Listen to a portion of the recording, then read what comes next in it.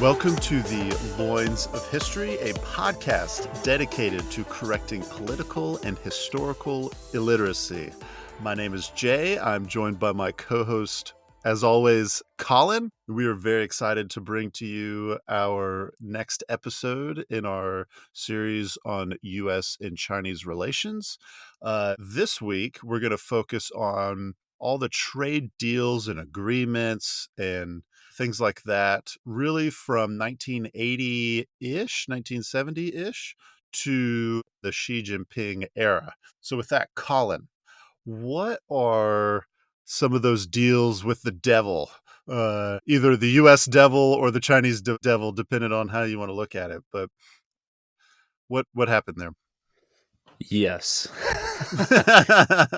No, it's a very complicated scenario where you had the Chinese, the US, they were trying to play off of each other. There was the Soviets that were kind of involved. So it's a very convoluted situation. But I personally believe that this was a deal with the devil on the US part, where we made a deal where we didn't really fully understand the intentions of the Chinese, the CCP. And long term, we are paying the consequences for that bad decision and the short sighted decision. Whereas the Chinese, as we've talked about before, are very long sighted, and they saw the future decades ahead of where they wanted to be. And we're going to go through that. But before we dive into these agreements and how we got to this point, I do want to start off in 1971. I think that's a really good year to start because a lot was happening. On the U.S. side, you had the Vietnam War, which was had turned into a debacle. Nixon was trying to get us out, peace with honor. At the same time, in the 60s, you had the Great Society program. So it's important to note that because the U.S. spending was out of control. We kind of say that tongue in cheek, thinking back to the 60s spending, but that's really where we started to see high levels of government spending, where it started to get really high, and faith in the dollar, which at the time was backed by gold, was at an all-time low. So our coverage of the dollar for gold was like 55%, dropped to 20%. So that ended up pushing us to leave the gold standard, which is important, and I'll come back to why. And then on the Chinese side, we were in the middle of the Cultural Revolution. So Mao Zedong was, I think, 4 or 5 years into the Cultural Revolution. He was purging all of the dissenters that he felt were inside the party. This is 10 years after the leap forward and the Great Leap Forward and the disastrous consequences for that. But if we look at it from where the U.S. is at, the U.S. is still an absolute superpower. They're an economic juggernaut, so to speak, definitely leading the world, and their main competitor was the Soviets. Meanwhile, the Chinese were still a third world country. They hadn't really even industrialized. The Great Leap Forward was a disaster. You had people making steel in the front yard with a clay oven, basically. Didn't work. Why was this kind of a deal with the devil where you had this superpower coming to this third world country? And I think it was partly because the US felt like they could play off the Chinese to kind of counter the Soviets. And it's interesting, and Michael Pillsbury talks about this a lot in his book, The 100-Year Marathon, and a lot of interviews he gives. He goes, whereas the Chinese were looking at it almost as sitting on top of a mountain watching two tigers fight, and they wanted to play the U.S. off the Soviets, and they understood that they needed the U.S. to make this modernization jump. With Nixon's visit in 1971 and the U.S. leaving the gold standard, we pretty much formalized relations with the Chinese at this point. And remember from previous episodes, we abandoned Taiwan. We had now begun investing in China. And it's interesting, like we had some very influential people who would be influential later start making political careers out of this. I didn't realize this, but George Bush Sr. was actually worked in China for a long time. I think he worked as an ambassador at He was some level. also the rep to the I believe the American Institute in Taiwan, which is kind of our pseudo embassy there in Taiwan. Yeah, exactly. So this is kind of where one of the places he started getting his political career, but I thought that was interesting. So at the time, the Chinese had a command-driven economy with Mao Zedong, and he truly believed in this command economy, very Stalinist, that they were going to dictate the terms. Obviously, that didn't work. Well, the United States, when you leave the gold standard, you create what's called a fiat currency. And I do want to touch on this because I feel like there's a huge misunderstanding today on what a fiat currency is. Well, and currency considerations play a huge role in the relationship between US and Chinese trade. So this is a good introduction. Exactly. So a fiat standard is, people say, well, we just have, it's just because people believe in it.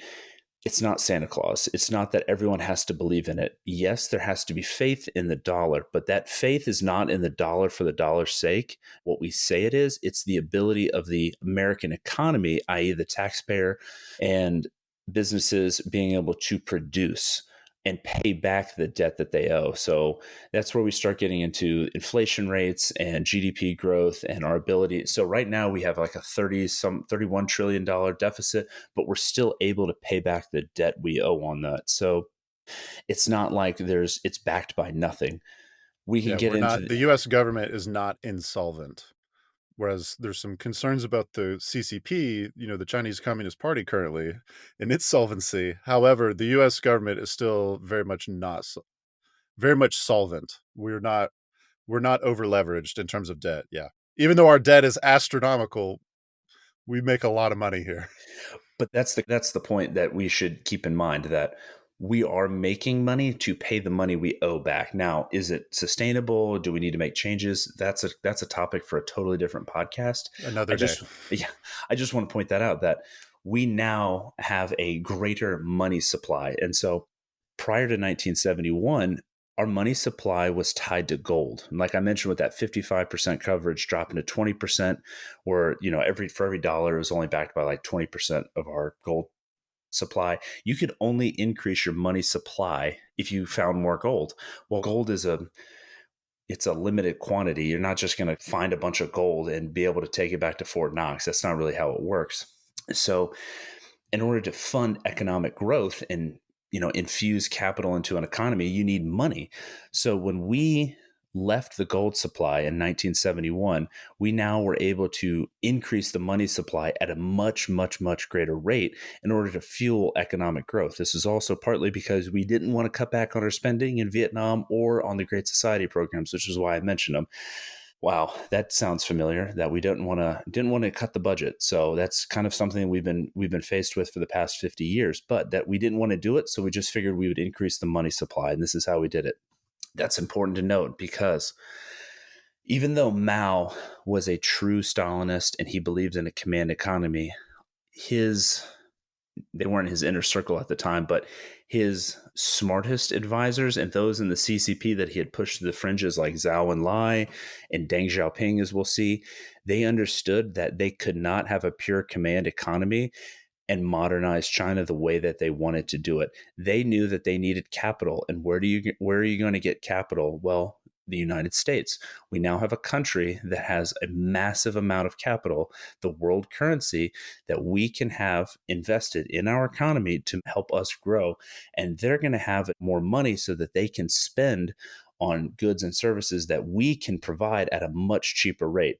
So you kind of have this, you know, I think the idealists, and initially when they started this kind of process relationship between China and the United States, they initially envisioned, well, the US has all the money. They will buy the goods and they will give money to China for producing the goods. The United States people, the economy will benefit from cheap goods. The Chinese will benefit from an influx of cash by supplying this, and they can modernize. And it seemed kind of like this perfect, match made in heaven. You now have a company or a country giving all this money and being able to receive something cheap. It's very market driven. However, it has not panned out like that, and it has not been all roses for the United States. Now, for China, as we'll see when we dive into this, it has done wonders for their economy. It is truly amazing when we see the amount of growth that they've had. It's been an economic miracle. It has been an economic miracle. And I just pulled some statistics just to kind of paint the picture of the two trajectories of the US and the Chinese economies and how they've varied. And so these are from the World Trade Organization. Since 1970, for China, they've only had 1 year of negative growth in GDP and total economic growth. And I think that was in like 1974. They've only had 5 years less than 5% GDP. 2004 manufacturing output was 625.22 billion. In 2022, it was 4.9 trillion. Inflation hasn't exceeded 5.9% since 2000. They did have a period of like crazy inflation in the late 80s, and that led to the Tiananmen Square riots and kind of uprising, and we'll get into that in a minute. Exports in 1970 were 2.9%. In 2022, they were 20.68% of their economy. China's trade balance for 2022 was 576 billion, and with the only year that they've had growth falling was in 2022. So whereas in the United States, and I think they've averaged, if you were just taking on average what their growth is, has been like 8%.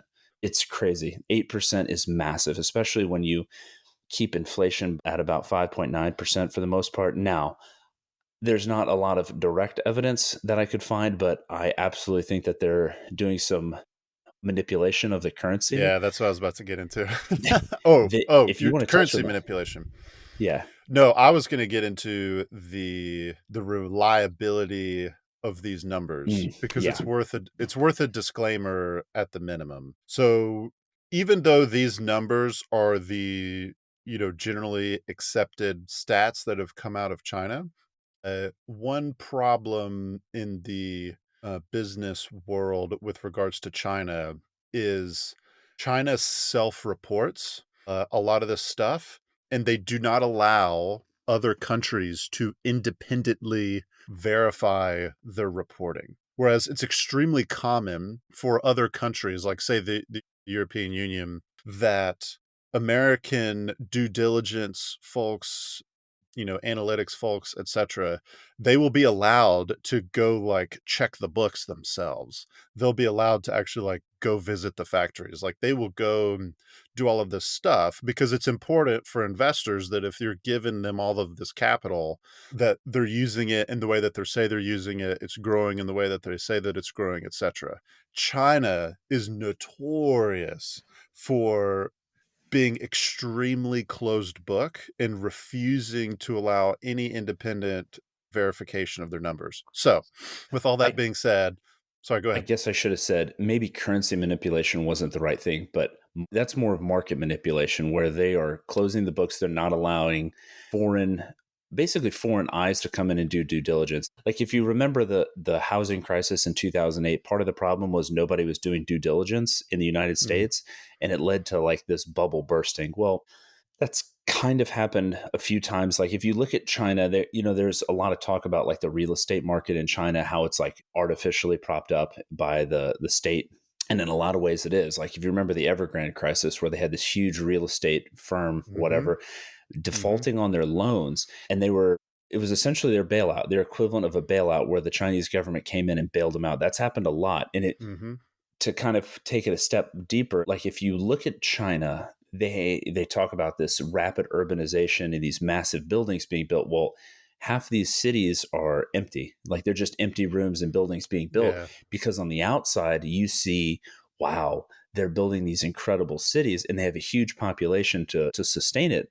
But then if you look a little deeper, you're like, well, nobody actually lives in this building. And so there's a lot of videos that, because in the age of the internet, you can see some videos that have gotten out where like there's just basically ghost cities where they're have less than 10% occupation, and they look beautiful on the outside and it attracts a lot of foreign investment, Mhm. but it's all a facade. It's a show. Like there Yeah. was one, I think they got busted for, it was, and this is not even in real estate, but it's actually in agriculture. There was these crops, and in order to make it look like from a satellite that they had these fields that were fully planted, they put fake crops out, and it was Hmm. just rocks on top of poles. And when you actually went down on the ground and looked, you could see that it was all fake, but from a satellite it looked like there were crops in the ground. And you're Hmm. like, oh, okay. So yes, Jay, Yeah. that's a great point. You have to Yeah, take I this just as wanted generally accepted. Yeah, the reality is that China's economy has absolutely exploded. If you go Shanghai 40 years ago did not look anywhere remotely close to the way that it looks today.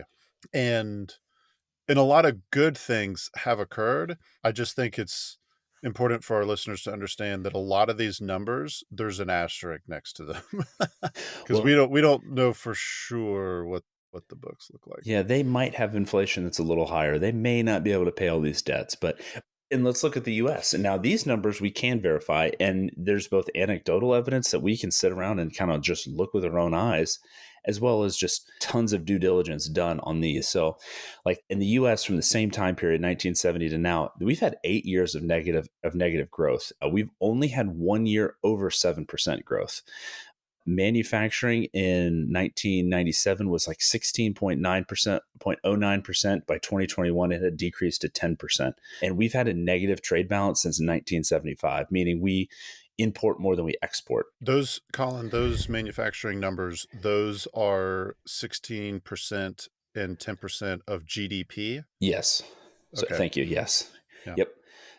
So you can see kind of two trajectories. One economy is becoming a mass importer of these goods and services. One of them is becoming a mass exporter.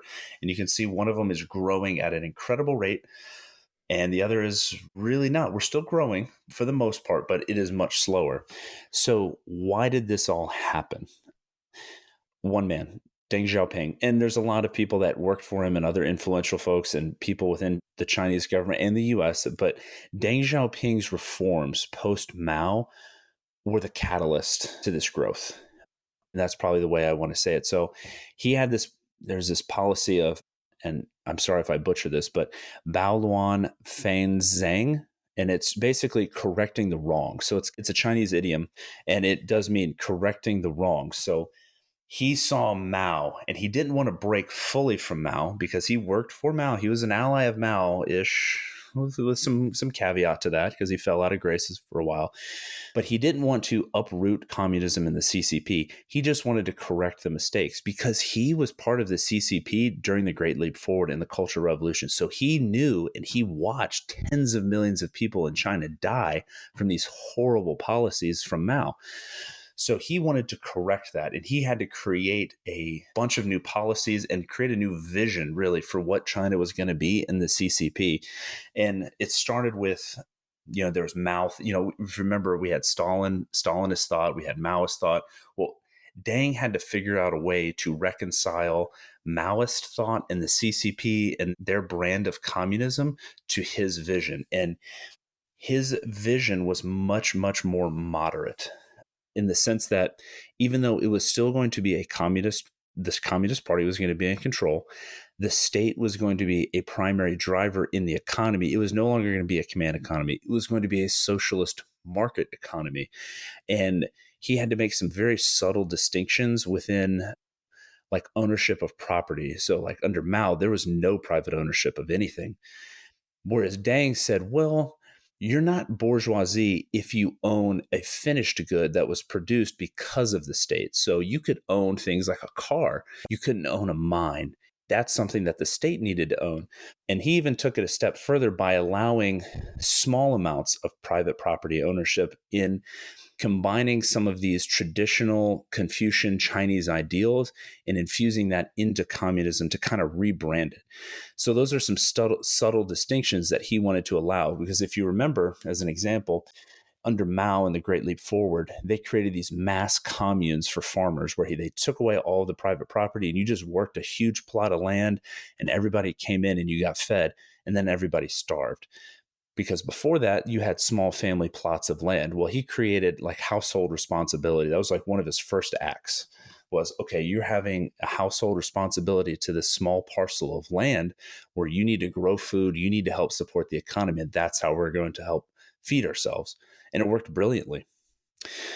And so that kind of ties into the idea of, if you remember from Zhou Enlai, he initially proposed this post Great Leap Forward, the four modernizations, where they wanted to improve agriculture, industry, defense, and science and technology, which is technically five if you separate science and technology. But I don't want to be, the four modernization sounds better than the five. But, so that's where the household responsibility started with agriculture. It was like, okay, this is how we're going to reform agriculture and how we're going to feed ourselves so we don't starve during this economic revitalization. So then he also he took over from Mao in the late 70s. And so then in 1978, he had what was called reform and opening up. So he wanted to The state was still going to have primary ownership. They were also going to be a primary investor, but there was going to be, like I said, private property ownership and then also private enterprise. So there were certain economic zones that he created, especially in like Shenzhen City and some of these other areas where they would allow foreigners to come in and invest. So you had direct foreign investment coming into these cities, and it was almost kind of like a controlled environment where the Chinese government could absolutely keep an eye on this foreign dollars flowing in, and they could allow growth, and they could kind of do these little experiments, and they could experiment with, say, how are we going to grow here? And like Shenzhen City is one of the big ones where, yeah, I think in Shenzhen there's a saying that so in Shenzhen it's time is money, efficiency is life, and that came from this reform and opening up. And you had this economic zone that was designed around it, where you had foreign capital pouring into it, and the city exploded. And Deng Xiaoping had visited a few times and really marveled at the growth of that city. So it's kind of a twist of irony, really. So if you think back like 100 years ago, the open door policy in China. So 100 years ago, the open door policy where foreigners were just coming in and parceled up the country and basically dictated to the Qing dynasty, hey, this is really what we're calling the shots. We have basically full trade rights to your country. And they were, in a sense, in control. And the Chinese really hated that. And that was a huge point in Mao's revolutions was we're going to kick the imperialists out. We're anti-imperialist. Well, here Deng is kind of towing this very subtle line where he's reform and opening up to foreign investment in small blocks in these cities to kind of experiment with. But he wanted to keep tight control on that to make sure it didn't get, I guess, the foreign dollars didn't start corrupting the city. And so I just thought that was a kind of a twist of historical irony there. Yeah, it is kind of funny that the century of humiliation from the Chinese perspective was defined by foreign intervention and the exploitation of the Chinese people and the Chinese economy. And here we are now, post Mao, on the beginning of the up and up for China. And the defining characteristic of all of this is foreign in economic intervention in their country. Exactly. So, it's kind of like what I've said time and time again, that quote from Mark Twain, like history doesn't repeat, but it often rhymes. Well, here it is. Yeah. It's rhyming. It's not the same, but it's extremely similar. Yeah. So, yeah, I just think that's interesting. That so in those first couple of years, Deng had to be very careful, and so he sort of towed the line, and he recrafted some of the language around communist ideals, how the communist economy was going to work, because it was no longer a command economy. They were going to accept that foreign cash flow as investment, and then they were going to build what he called a moderately prosperous society, and that's kind of a very Chinese way of saying, like, we're going to build the middle class. Like, we're going to build back better. Basically saying, hey, we don't need to be the wealthiest people, but we are going to do the best we possibly can for the most amount of people, understanding that it's not going to be fully equal everywhere. We're not going to have equal, which is kind of the opposite again of Mao, where he was like, everybody is entitled to all these things. He was basically, within Deng's, the nuance of this was basically saying, we can affect the most people by doing these changes in our economy. And our goal shouldn't be everybody is the same, but it should be everybody should have a little bit of something, and we should be moderately prosperous. I think that's just a fancy way of saying, like, hey, we want a middle class where people can have a family and they don't have to starve, and they can be pretty much self-reliant and own a few things and be generally content with their life by infusing some of these ancient Chinese ideals into their work ethic and communism. We can build a moderately prosperous society. So you can see, like, the difference between Deng and Mao is pretty extreme if you look back at it, but he had to be very subtle with the changes that he implemented. And his whole goal, and the first things we started talking about in this episode was like, was this a deal with the devil? I should say there's some nuance behind that. And here's kind of the nuance. Like, I don't think Deng really set out to become like this global hegemon, and he wanted to stick it to the United States. I do think there was elements of, hey, we're going to watch the two tigers from the mountain. We're going to do what we can to get the best possible deal. Like, that's all fine and well and good, but I don't think it was fully exploitative at this stage. I think Deng really just wanted to not have another repeat of the Great Leap Forward, and he wanted what was best for the people of China. It evolves, and it's pretty rapid if you think about it in the scheme of history over the couple decades, and how it does turn out to be a disaster for the US. But some of the other, like I mentioned, the special economic zones, again, it's like on the coastal areas where it's exactly what was happening before. And then he had dual track pricing, which I do want to hit on this because under Mao, with like the grain shortages, like they set the prices. Like the Communist Party set the prices, and they had all these price controls. And if you've ever studied history or economics, like when the government starts mandating price controls, like they never actually work. Like you can keep the price fixed, but there's always like an economic fallout that occurs. So they had what was called dual track pricing, and it's like 1984. So it allowed goods to be sold both at market and allow the government to set prices as well. So there's like two prices, and it basically forced the government to become more efficient because the government now had to compete with the free market. So it's kind of this weird way of saying like it's like giving the post office, FedEx, and UPS and Amazon, where they had to compete with them, and that's why they had to be better. And that kind of made me get a thought like, it's not as simple as just getting money, going to the US and asking for a check. Like, how did they get a lot of this foreign Yeah. investment? Yeah, so as a part of Deng's reforms, the CCP applied and was accepted into the International Monetary Fund and the World Bank in 1980. These two organizations, just for our listeners, like we're not going to go too far down the rabbit trail on, the nuances about these two organizations and what they did for China. It was just, in short, they were mechanisms for China to receive uh, foreign investment, loans, aid, that kind of thing. At the same time, in the early 1980s, China applies. So I actually believe it was 1986, so a little bit further. But China applies to what's called the General Agreement on Tariffs and Trade, or the GAF. This organization was the precursor to the World Trade Organization, the WTO. The US would not support China's entry into the GAF, and later when it became the WTO, we would not support their entry into the WTO until much later. So for now, as we're talking about Deng's reforms, they had joined the IMF, they had joined the World Bank, they had not yet fully integrated into like the global trade structure for various reasons. Yeah, no, that's a good point. Well, and so that kind of gives me another thought to go off of. With this influx of cash now within the economy, and like I mentioned, Deng having to toe this line between like kind of ideological beliefs and then practical growth and modernization, he had to be very pragmatic, and he understood that these reforms had to be done incrementally. You couldn't just, like with Russia post Soviet Union with shock therapy, he didn't want to do that. He wanted a slow incremental growth.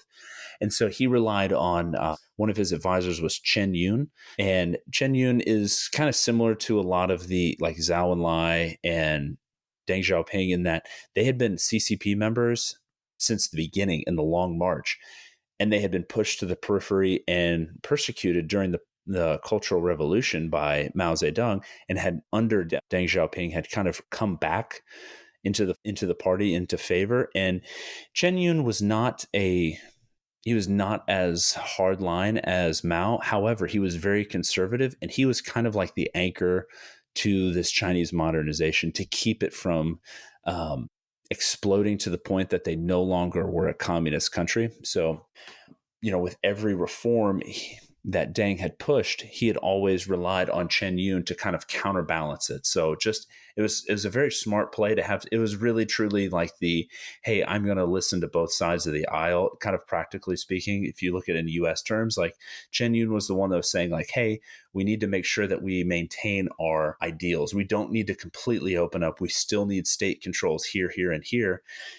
I just wanted to bring that up because, as you mentioned, with loans come with terms, and all of this cash that's flowing into your economy, it can liberalize very, very quickly. And liberalize, I don't mean in the US sense, I mean in the classical sense where it's going to open people up to freedoms, especially with private property ownership. So you have to be very careful if you're a communist country to not liberalize too much. Otherwise, you no longer become a communist party, and suddenly your communist party no longer has the power that it needs to command the state. Anyway, Yeah, and that's essentially what's happened with guys like Jack Ma, who is the owner and founder was the owner of Alibaba. A lot of these like big time Chinese organizations, Alibaba is like the Chinese equivalent to Amazon, although that's not really happening anymore. But guys like Jack Ma, they go around and they kind of, like you say, call them liberalize, and then they begin to fall out of favor with the CCP. So and then a lot of them disappear. There's a lot of Chinese billionaires and millionaires who have just straight up disappeared. Jack Ma disappeared yeah. for a long time. Did he ever like show back Yeah, up? he's back. And this is more on the not conspiracy theory, but like unofficial side of the house, is that Jack Ma's basically like forbidden from doing or saying anything. So he's like in a de facto house arrest, but not like in house arrest, if that makes any sense. That's kind of a weird, not really weird, but that's kind of it's sort of like Zhao Enlai and Deng Xiaoping. Like they were under house arrest. Like they weren't necessarily going to be executed by the party, but they were basically told like, hey, you're going to stay in your house and around your house and you're not going to do anything. And you're going to be alive for appearances, but you're not going to say anything controversial. Because I didn't Yeah. even, I remember Jack Ma for like prior to his disappearance was like super involved in social media. He was all over the place. And then it was like he just disappeared and the conspiracy theories came out. And I didn't know if he was still alive. That's how much Yeah, he's disappeared. there's just something about like Chinese court intrigue that is, if you're into that kind of thing, like if you enjoy like the part about the Game of Thrones plot, like just like the knife fights that would go on behind closed doors type deal, if that's intriguing to you, like Chinese history is fascinating, where all these different dynastic struggles, it is alive and well in the CCP today. I mean, heck, just I feel like weeks ago there was the former Chinese ambassador to the U.S. I want to say his family name was Wang. Maybe that was the other guy. Anyway, I forget, but this dude, like, he was the ambassador to the US. He did such a good job. He's one of Xi's boys, gets brought back to China, becomes like basically the head ambassador. He's not the chairman of the Ministry of Foreign Affairs. So he's not like their Secretary of State equivalent, but he's like their top ambassador. And then all of a sudden he just disappears. And there was like all these wild speculations going on the internet that he had like had an affair with some Hong Kong journalist and all this like crazy stuff. And then come to find out, like after about a month, it's like, oh yeah, we had to fire him. And then it's like, shoot, like this dude was the equivalent to like on the US side, John Kerry, or like special advisor for like climate change or something like that, where he's not the Secretary of State, but he's a pretty senior administration official. It's like the equivalent of John Kerry just disappearing, and then a month after the fact being like, oh yeah, we had to let him go. Anyway, it was just this like bizarre, there's all these speculations on why that occurred, but yes, this is very much still happens in the CCP, where people just like extremely high up senior people just disappear. Like imagine Jeff Bezos just disappearing, and it's like the U.S. government took control of him and his company for like 2 years, and then he just showed back up and was like, "Okay, I'm just going to be quiet now and hang out." It's hard Yeah, for us that's to exactly fathom. what happens. Yeah. Back to Dang. So right now we have a rapidly growing China. They had some economic turmoil with this in the late 80s. So they had some ownership reforms, and that occurred in 87. And then in 88, they had price and wage reforms. And like I mentioned, there was a huge jump in inflation. I think in 1989, it got to like 25% in 1 year. So that's massive. And that gave rise to like everybody's seen like the pictures of Tiananmen Square. Actually, like, and people don't realize this, and I didn't realize it until I was actually like in the mid 2000s or later, that like Tiananmen Square was not just like this protest in Tiananmen Square that day and they had the tanks roll in and the guy stood out in front of the tank. It wasn't just like that day, or it wasn't a one day or kind of a protest thing. Like think like summer of 2020 where there was riots, there was like a ton of chaos. There's reports that like thousands of people died and were injured, and it was a very tumultuous time. And it goes back to a lot of it ties into this inflation and now this liberalizing of the country. And people are like, hey, I want, now that I own a few things and I have some money, I want to be kind of on my own. And the Chinese very quickly got that under control, and a lot of people disappeared and were killed. But it had a lot to do with this new economic liberalization. Wages suddenly, inflation spiked. People were really pissed now because they had some money. It seemed worthless. They ended up rioting. There's way more to the Tiananmen riots and Tiananmen Square. I just wanted to tie it in to kind of overlay it with what was going on economically. That's a whole podcast for another day. Yeah. And sorry, if I may, during the Tiananmen Square took place at a time of rapidly growing cooperation between the US and China. And there were a lot of these agreements where a lot of the agreements were predicated on not just opening up of the Chinese economy, but this growing concern about human rights. So it would actually be Bill Clinton who would formally tie what was then called most favored nation status. And we've talked about most favored nation in previous episodes. It's now called normal trade relations. So we've gotten rid of the term most favored nation status. It's now called normal trade relations. Bill Clinton actually tied this economic status to human rights. But in 1989, when Tiananmen Square happened, like it was it was highly problematic because there was a lot of positivity in talks at the like, like think State Department action officers would go to China and they would receive people from China, and everyone's like, yeah, we're finally getting along, like everything's kosher. And then all of a sudden, kind of by surprise, we find out, oh my gosh, we actually think they've massacred a lot of people. And so like it was highly problematic. And we actually, I think the Bush administration sanctioned certain CCP officials and business leaders, etc. Behind closed doors. We were kind of looking at them and going, WTF, folks, like everything was great. Now you've put, me, US government representative, in a pickle because we've been working really hard to increase all these trade agreements. And now I got on NBC News, you guys murking your own people. And that it was extremely problematic for a whole host of different reasons. Like Well, you said, Colin. you bring up a good point. Thinking about it geopolitically, in 1989, early 90s, late 80s, early 90s, the Soviet Union was like the number one enemy for decades. And they had been an enemy because we had always pictured them as somebody who commits human rights violations. They are tyrants. They're communists. So the US, in order to open up trade with China, had to kind of prove to its own people that, hey, they're not the same as the Soviet Union was. And so, like you said, wow, now we're in a pickle because turns out they're just like the Soviet Union in a lot of ways when it comes to like how they treat their people. And they'll send them to camps. People will just disappear. Like they don't have a problem necessarily putting down a riot with live ammunition. They don't have a problem with it. But now the US is associated with it because of these trade agreements. We spent decades sanctioning the Soviet Union now. And so, yeah, you're right. That's a good point.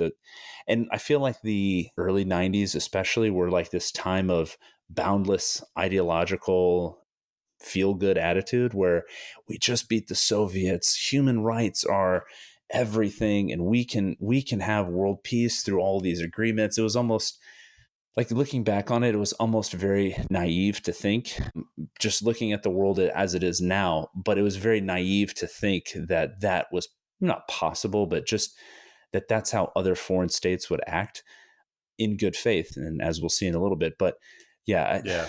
And that's been, so this is the tension. This is why we wanted to call this episode Deals with the Devil, right? Like the tension is there's nothing wrong with the Chinese people, right? It like when we talk about these disagreements with China, it's easy to kind of assume we're talking about every single individual that lives in China, and that is grossly misleading. The problem, and this is why Tiananmen Square was such a wake-up call and very much like a precursor to how a lot of the conversations are going today, is At face value, it makes a lot of sense for there to be a positive and robust relationship between the People's Republic of China and the United States of America and just the West writ large with China. It makes a lot of sense. The problem is that the Chinese Communist Party, the CCP, they resort to these not just authoritarian measures, but just downright unethical, and that's putting it lightly, downright unethical measures that, I think we here in the United States and the West, we have to look at ourselves and go, wait a minute, we are getting further and further in business with an institution, the CCP, that has no problem killing its own people for no other reason than wanting democracy. That was fundamentally what Tiananmen was about. They were waving American flags, like they wanted a more democratic process, and they were murdered. So as we get into what's going on today, and not to get too far ahead, but like with Xinjiang and the Uyghurs during the Clinton administration, like what's going on in Tibet, which, oh, by the way, folks, it's to live in Tibet now is way worse than it was back in the 90s when we heard a lot about this like free Tibet type stuff. It's it is bad in Tibet. Anyway, Or like look at there's these Hong Kong very recently. Hong Kong has completely gone down the drain. uh, anyway, we all say that like this tension here is that like at face value, it makes a lot of sense to increase our trade and cooperation with China. The unfortunate reality is that the CCP is not a good organization to be doing business with. So I, I don't like I don't like pointing to like a specific event and saying like here's where the trajectory shifted, because I feel like it's always a host of reasons where things change. But like I mentioned, I think Deng had the best intentions for his people. And I think he wanted to kind of create a quasi middle class or their equivalent. But after Deng Xiaoping, there was the three represents. So that was with his successor Jiang Zemin. I don't know if I'm pronouncing that correctly, but the three represents where you could really see that now the Chinese government, I should say, were going to now advocate for the Chinese to be the leader. No longer was it like, hey, we're going to make ourselves better. It's like, hey, now we're going to be better than you. And within the three represents, so it's represented can be kind of read really in context to like incorporate. So like, hey, we're going to do this. So representing advanced productive forces, representing advanced culture, and representing the broad masses. So the first one of those represents productive forces, where the CCP is going to represent the most advanced productive forces in China. So like whatever the interests are in our for whatever our productive forces are, the most productive force, the CCP will back that. If it is producing the most, we are going to back that no matter what. Representing advanced culture. So this is now where we are going to advance the Chinese culture over everything else. And so then representing the broad masses, where they are no longer, or they're going to represent the broad interest of the CCP common people. So workers, farmers, everything all the way up to CCP members. So this, I think, is kind of a turning point where no longer was it like, hey, we're just going to make ourselves better for its own sake. We're now going to represent the best interests of our people over the world writ large, or even the US. To be completely honest, if I was your average Chinese person in Shenzhen or Shanghai, I would actually be okay with this, because I would expect the government to have my best interest. And looking at this, I'm like, well, yeah, I want them to look at me over another country. The problem is, I don't think the US really took this seriously. And I think they were still maintaining these trade agreements that were really hurting the US. And we can get into this in a second, but starting here in 2000, you can see the US economy really truly start to get hollowed out in what a lot of people unfortunately call flyover country. And that resonated with a lot of people. And we act shocked when in 2016, some guy comes around and says, hey, everybody kind of forgot about you and screwed you over for the past 20 years. I'm not going to do that. I'm going to represent your best interests. And then we're stunned that this man came out of nowhere. And it's not just that one man. There was another man on the complete opposite end of the spectrum that basically said the same exact thing. He was just like, hey, everybody's trying to screw you guys over. I'm going to help you out here. And here's one of the biggest enemies. They had two totally different paths to fixing the problem, but they recognized the problem, and it should come to no surprise to anybody. We'll dive into the American economy now, but Jay, Yeah, did you have any Collin, thoughts? who tell us, who are those two men, Collin? For anybody that couldn't pick up on those hints, it's Donald Trump and Bernie Sanders. So two people who are polar opposites politically, personally, in every way, shape, and form, complete opposites. But their message was essentially rooted in the same kind of, I don't know, They were appealing to the forgotten man, a the forgotten person. broad category of people who consisted of people on both the politically right and the left, who, when the economy starts to stagnate and or goes down, people lose jobs and they appeal. We might have to put it in the show notes, but Wall Street Journal did a fantastic article, and they talked about how of the 100 most affected counties in the United States from we're about to get into, and that's called the China shock, this adjustment of the US economy to increase trade with China. Of the like 100 counties, like Donald Trump won like either 80 or 90% of them on the Republican side. Like he won the Republican nomination. And on the Democratic nomination side, Bernie Sanders had a comparable number. I forget exactly what it was, but like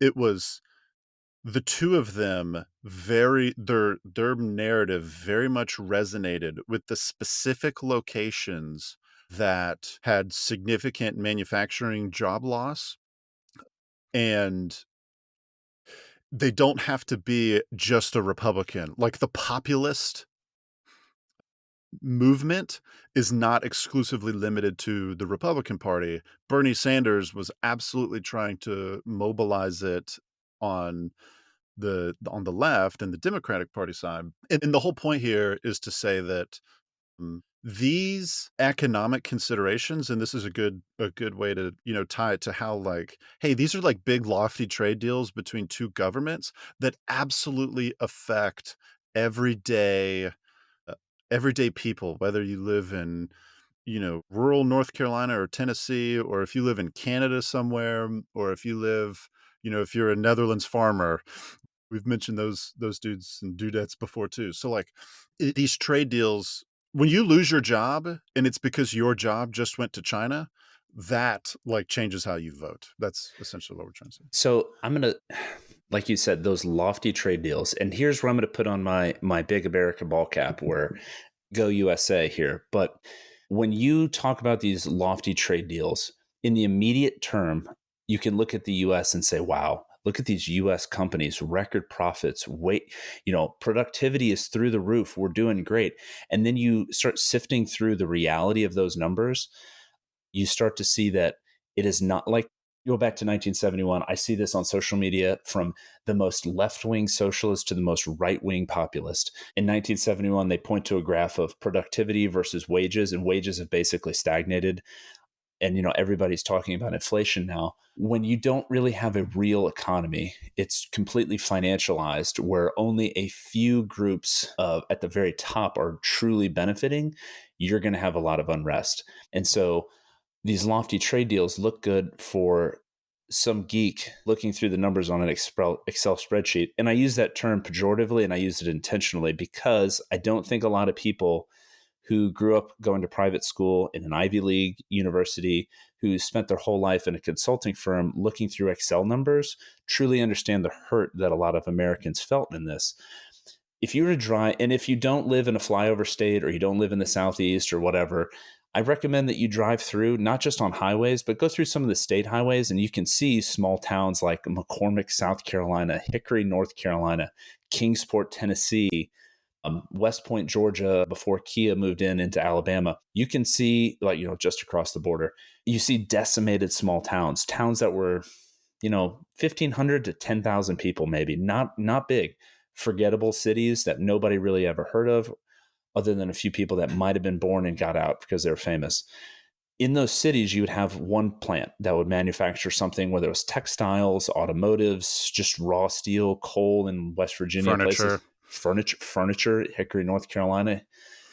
And suddenly, these plants were very successful. They can employ people who maybe they didn't even graduate high school for whatever reason. And I know socially we look down on those people, but in the 70s and 80s, people didn't graduate high school even then because their parent died or they had to go to work and they had to start working. So they just didn't have the opportunity. They would have to go work at a plant, and they can make good wages at a plant working on a factory line. And for somebody that never graduated high school or only graduated high school or maybe took a few classes at community college, working these jobs is actually really good. It's stable, it's good wages, and the economy in the local area is supported. So let's take a city of 5,000 people, but you have a plant there that employs like 500. That's 10% of the population. I guarantee you, if you drive through some of those small cities, every other business would be supporting that one. So the entire economy of this small town is reliant on that plant. Well, when you start having trade agreements like the TPP, NAFTA, I know that's not really China, that's North American Free Trade Agreement, where suddenly now at a corporate level, you have somebody that's looking at the numbers and says, hey, we could save 5% by just taking this factory and shipping it overseas. Why not? It makes sense. Suddenly now you lose 500 jobs in a town of 5,000, and every other job is affected by it. That town is effectively hollowed out. And then people turn around, and I heard this all the time in the early 2000s. Well, we just need to reskill them, teach them how to code. Okay, it's not that easy to teach somebody who never had an opportunity, who's 45 and never had an opportunity to go to college or even graduate high school to learn how to code. That's the biggest bunch of trash I've ever heard in my life. You can't just teach them how to code in a few years and expect them to go work for Google. It's not how it works. So Yeah. suddenly those towns have no economy. There's no hope. They're desperate. Well, give them, overprescribe them opiates, which is what's happened over the past 20 odd years. Suddenly now you have an opioid crisis. Suddenly now you have an unemployment crisis. We're 2 generations into this. People, because we don't produce anything in our country, we have no real backbone economically speaking. So we can't actually afford to. Now we're getting to the point where we can't afford things, and inflation's through the roof. Nobody has a solid job. People are losing them, and it's creeping up. It started with the lower middle class, but you can see this economic pinch is just creeping up and up and up and up a little Hmm. bit higher. So everybody's starting to feel it. And that middle class is shrinking little by little because we decided that we wanted cheap stuff from Walmart instead of, hey, I'll pay a few dollars more if I can have it in the United States. And so then we look at the employment numbers and you're like, well, employment numbers look great, blah, blah, blah. Well, working for minimum wage, as we said, wages haven't kept up with inflation or with Right. productivity. If I'm working for minimum wage at a place that sells cheap goods, it's not like I'm going to be able to afford anything, of value. I have to buy this Yeah. cheap crap. And if you've ever gone to, like, again, Walmart, you literally almost cannot find anything made in the US. It's such an apparition that people will advertise that it is from the United States as like a marketing ploy to buy something. And chances are the materials it's a finished product that probably within took a few other finished products to make were not made in the US. Hmm. So, Man, I'm so sorry. I'm going on a rant here, but no, it's okay. it sticks to me because then now you have people who don't really want financial aid. They don't want government assistance. They really just want a job in a steady economy. And we've sort of robbed that and hollowed out really. And it's not, and again, you can look at it, it's not just like Hickory, North Carolina or McCormick, South Carolina. Now look in big cities. You can't even go to parts of cities anymore. It looks like a zombie apocalypse because the drug epidemic is so bad. And because now, like I mentioned, that this economic pinch is moving up the ladder of social classes and, middle class. So you can't have any sort of thriving, the economy is not thriving and people are suffering all because we wanted cheap stuff. And I want to tie it back to that. Anyway, and I would say the last thing, it crosses pretty much every demographic boundary. You can look at the Southeast in any small town. McCormick has a very different demographic breakdown than Hickory, North Carolina, but they were both at one point very moderately prosperous small towns where you could feel safe, you could get a good job, and you could live a nice, quiet life with really no government aid until you robbed the one thing that was providing for them. End of rant. Yeah. And no, that's good. And Colin, you really captured the emotional angst that uh, I hope our podcast kind of speaks to, and that is, we want to explain today with history, and when understanding our current political situation, here in the United States, and I would be willing to bet in Canada and in Europe and elsewhere, everything seems kind of politically more volatile, and one of the primary causes of political volatility, if not the primary cause, isn't actually these like ideological considerations. May I be so bold to say that, like, from if you're on the political right, you might say that wokeism is the number one issue, and whether or not it's an issue is another conversation. However, I would actually believe that it's actually economic considerations that drive a lot of those other issues. And when it comes to, like, okay, if the political volatility is actually being caused by economic considerations, then we have to look at and say, hey, one of the most impactful things to our current economic situation is the opening up and rapidly increased trade and business agreements with China. I mentioned before this is called China shock, and it has done a ridiculous amount of damage to everyday American people. Few things here just to kind of illustrate how this is not an easy problem to solve. So two positive things and then five negative things about increased trade to try to, maybe put a bow on a lot of thoughts that we've covered here. First of all, by one reason why you see a lot of things, not everything, but a lot of manufactured goods being made in China is because they are actually cheaper. And in principle, that's a good thing. It's a good thing for the average American consumer that their goods cost less, i.e., capitalism, which we are all still capitalists here. Well, Colin and I are still capitalists here. I actually really hope people who disagree ideologically with us listen to the podcast. I would love to not keyboard warrior debate with any of these people. I'm not into that. I definitely do not have any time for that. But like, I love intellectually stimulating conversations.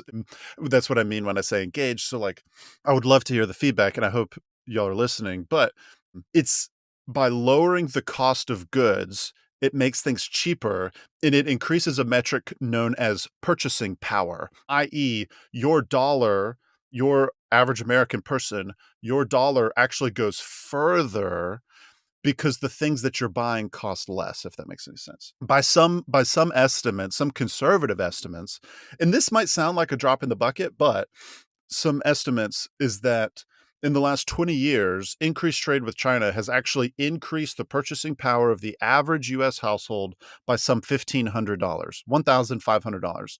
Someone might say, oh, that's nothing. Well, if you consider inflation, we talk about how it's completely ruined a lot of people's livelihoods. Inflation since COVID has increased the average cost of goods by roughly the same number. So to say like, okay, inflation's done really bad things, which it has, I'm not trying to dismiss that, then we also have to say that by increasing the purchasing power of the average US household by the same number, roughly $1,500, is also a really good thing. So it's like there are good things out there. And the second thing that increased trade with China has actually done good things for the US is that when businesses are able to cut costs, that increases their income, right? Like when you're looking at a balance sheet, if your cost goes down, your profit goes up, right? So when profit goes up, businesses are able to expand and invest more stuff here in their US operations. For example, Amazon is a great case in point. Amazon is able to sell a lot of things that are made in China. And as they bring all of these Chinese manufactured goods here in the United States, that requires a absolutely massive distribution, shipping, and supply network that, we're not bringing in Chinese workers to drive the trucks here in the United States, right? Those are Americans that are being employed. So it may not be the American that's making the chair or the lamp that you wanted to buy on Amazon, but now they've got a new job driving it to your door. I mean, I don't know about y'all, but like I see Amazon packages on everybody's door all the time. And so when these same businesses they it does create jobs here in the United States. It just takes other jobs away. And the problem, and Colin alluded to it, is how do we adjust from, okay, this particular sector has significantly shrunk, but there's new things. And just kind of anecdotally here, in the last 30 years, the by far the most growth industry has been the IT industry, like think computers, think technology, that kind of thing. That is a significantly higher skill industry than the manufacturing industry, right? Like if I'm a factory plant worker, I don't need a bachelor's degree to be able to do that job. But if I'm going to be a software engineer and I'm going to create an app, then, well, debatable if you need a bachelor's degree, but it is a higher skilled job, and it's not exactly easy to transition from being I'm the guy that assembled this table to I'm now designing an app for a company. So it's that transition that we've not transitioned very well. Those are before I get into the 5 bad things. Colin, is there anything you wanted to say about that? Yeah, no, I'll wait till after you say the negatives, because you touched on like 3 things that I really want to go back to, and I think it ties Okay. into the way Dang did it. So go ahead. Okay, good. So there have been some negative things. Number one, and we've mentioned this, but just to like officially throw that out there, specifically the U.S. manufacturing sector, where we assemble goods that are sold and consumed in U.S. markets, the manufacturing sector, it was completely wrecked by specifically China joining the World Trade Organization, which I don't know, or actually, yeah, when China joined the WTO, I believe in 1999, and in 2000, when they were given permanent normal trade relations, or what used to be called most favored nation status, that initiated a process that completely devastated the US manufacturing sector. And we've talked a lot about that. The second one is intellectual property theft. And when Congress looks at a lot of the issues today, probably the main one that your senators and representatives are trying to solve is the intellectual property theft. Um, Proprietary information or information that legally belongs to a particular business is a significant source of revenue, i.e., you can if you have a great idea and somebody else wants to use that technology, you can sell it to them, you can lease it to them, you can make money off of your proprietary information. Well, if the Chinese business X steals your intellectual property and your proprietary information, you're not making any money off of it. So a huge lobbying effort on current US businesses is to try to get Congress to prevent the Chinese from stealing their frickin' stuff. We could talk a lot more about that. One of my favorite U.S. government acronyms is CFIUS, or it's CIFUS, the Council. Oh man, of course I'm going to forget what it stands for. Why did I do this on the podcast? Oh, committee. The Committee on Foreign Investment in the U.S. Whew. or CFIUS, Committee on Foreign Investment in the U.S., the United States. This committee has rapidly expanded. It's an interagency organization that's sole purpose in life is that any foreign company wants to acquire a U.S. company, this committee reviews it, and they kind of go, and it's kind of taken on a national security bent, where if we believe there's technology related to national security, if all of a sudden we see that there's a Chinese business who is required, Chinese businesses per Chinese law are required to share information with the Chinese government. If this Chinese business wants to buy, radar technology, it gets reviewed by CFIUS and they will make a recommendation on yes or no. And actually, the Obama administration was pretty aggressive in denying some things via CFIUS.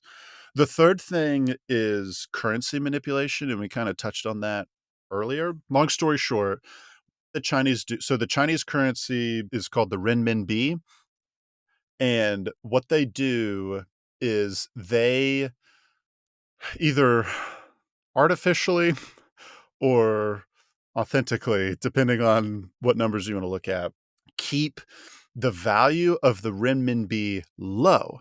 And what that does is that makes Chinese goods cheaper to export.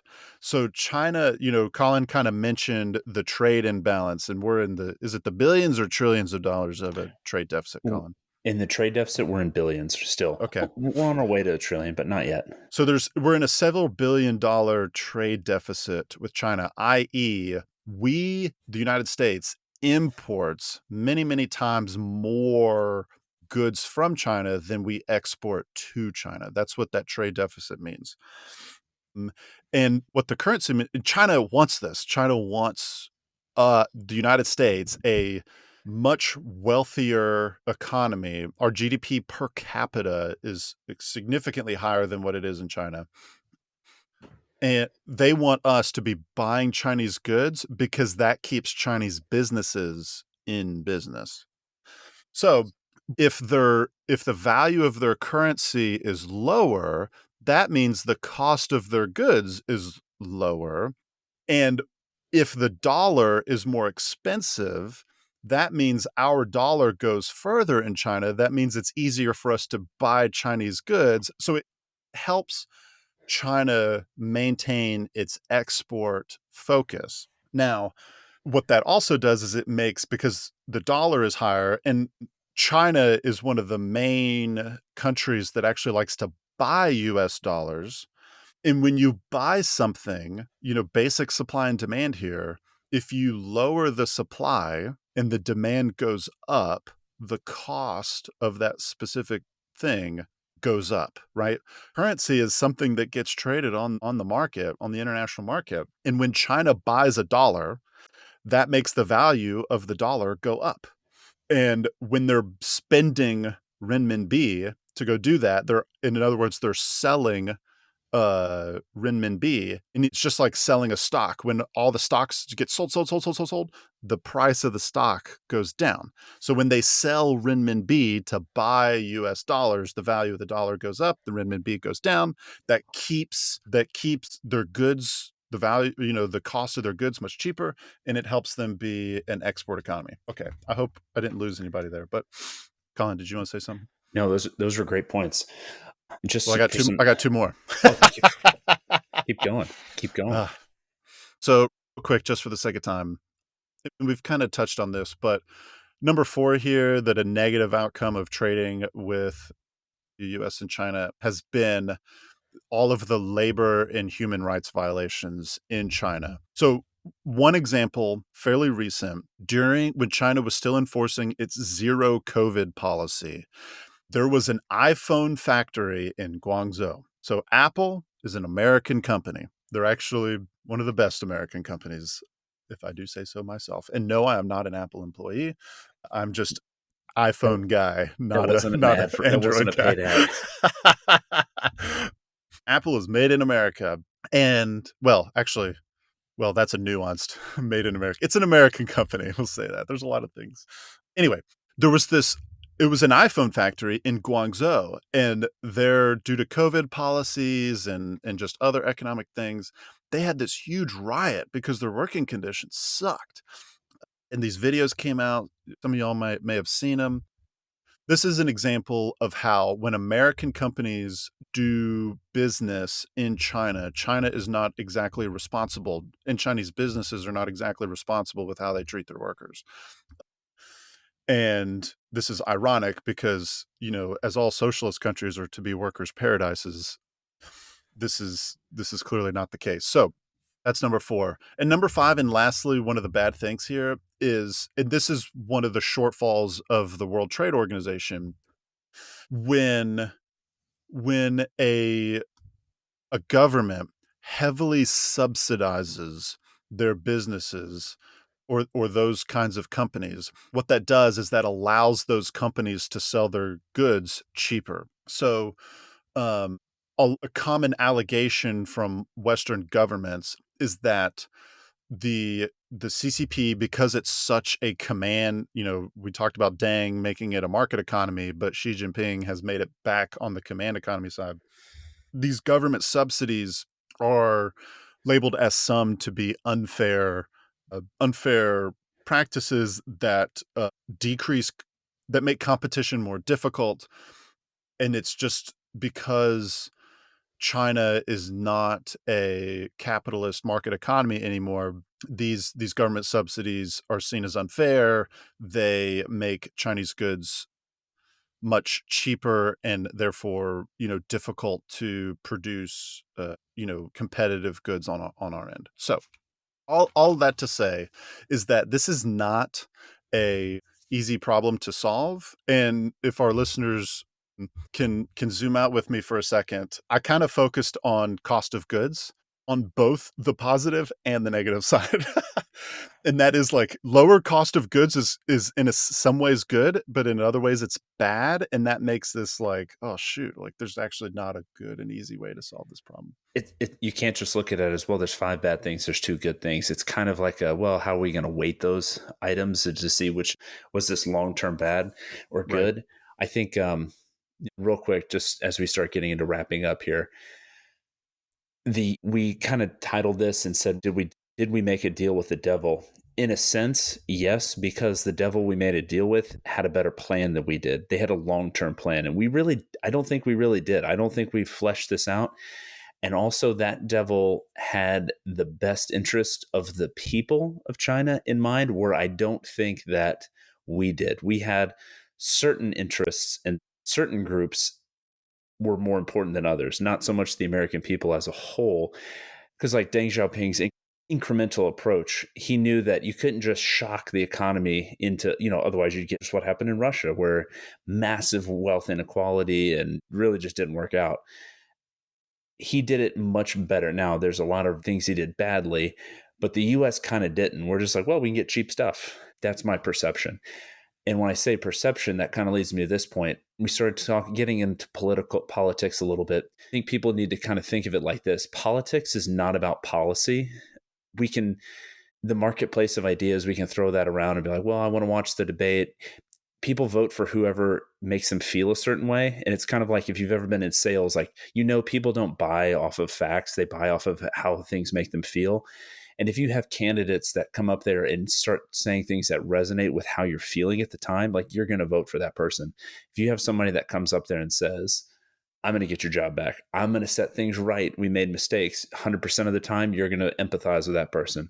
That's why Bernie and Trump have such strong followings and people that are diehard and completely emotionally invested in them. So they just captured the angst that a lot of people are feeling, and to myself included to an extent. And that's kind of why I went on that little bit of a rant, and I hope it wasn't too touchy-feely for everybody. But, and then the last point I would say is, I'm a capitalist with a few caveats. I think I'm not like a Milton Friedman-esque kind of guy where I just let the free market dictate it. I think there do need to be some kind of controls, because otherwise you're going to see what happens here. And there's a definite human element that you have to look in. And I think that the US really executed this poorly long term, and a lot of people ended up getting hurt because of it. And I think we've made the case for why. And you can see very clearly that of the two, one country is doing much better with this agreement, all things considered, with this agreement, if you're going to look at this in a vacuum, one execution has been a lot better than the other, I think. So we'll let you draw your own conclusions based on what we talked about. Yeah, here in the United States, we oscillate between Republican and Democrat administrations. The CCP has had one party in power the entire time. And It's amazing. what that allows the CCP to do is to maintain a level of continuity in policy that the United States isn't able to maintain. So when it comes to our trade, and Colin, to your point, like, we didn't have a long-term plan because, American politics operates in 2 to 4 year increments. We're basically, And you're making deals with a schizophrenic with multiple personality disorder. right. In the grand scheme of things, I absolutely prefer our political system over the Chinese one. However, a trade-off is that we're not able to maintain that continuity, and it just kind of is what it is in that regard. So I hope this has been a helpful kind of overview of, the defining characteristic post Mao, really beginning with Deng Xiaoping and his predecessors have carried it on, has been, what is the trade and economic situation like between our two countries? Go ahead, Colin. Predecessors or successors? Sorry, successors. Thank you, Colin. Not Mao's predecessors, his successors. Thank you. And that, this is a series on US and Chinese relations. The last 40 years have been what's the trade like? What's the economics like? What's the finance like? So that's why we wanted to cover that. We hope y'all enjoyed this episode. Please give us some feedback. Please click the links in our show notes if you want to follow us on Instagram or our Facebook page. Colin and I are also on Twitter. You can just search Loins of History and you'll find us, or like I said, the links are there in the show notes. Of course, if you like what we're doing and you want to support us here, if you're on Spotify, you can click support.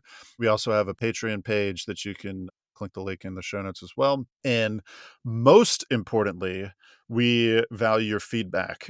If you like this episode, the very best thing you can do is to give us a 5-star review and leave a comment. Not all of the podcast hosting platforms allow us to see who gives us a 5-star review. We have to see the comment to see. And if you give us a 5-star review, we will give you a shout out. And I want to give a shout out this week to my man, Dean Hibbler, who not only did he give us a awesome 5-star review and a comment there on Podcast Addict, but he emailed us personally. He went above and beyond. And he went above and beyond. And Dean, I genuinely appreciate your feedback and your comments to making this podcast better. So thank you to Dean. We love hearing from our listeners. If you want to email us, our email is loinsofhistory@gmail.com. Both Colin and I will see it. So give us a review that tells the algorithms that you like it and will help other listeners find this show. And with that, we hope you enjoyed this episode and we look forward to seeing you next week.